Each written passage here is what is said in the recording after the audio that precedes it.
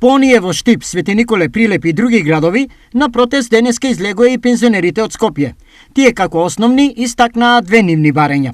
Првото барање е да се покачи минималната пензија, обавезно и што поскоро.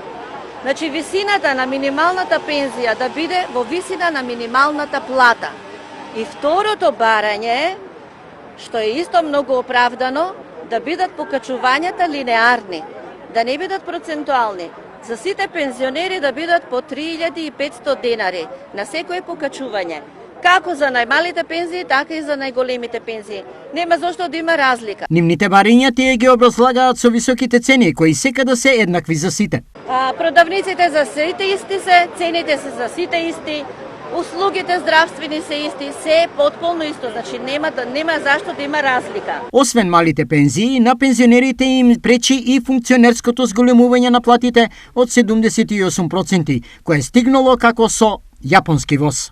За нивните 78% покачувања ги донесоа, значи, што викаат долг бил патот за нас, а за нив беше краток патот.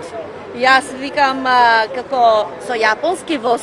Значи, толку брзо ги донесоа по некоја иницијатива на некој или не знам како. А за нас бил долг патот, не се издржува повеќе, значи.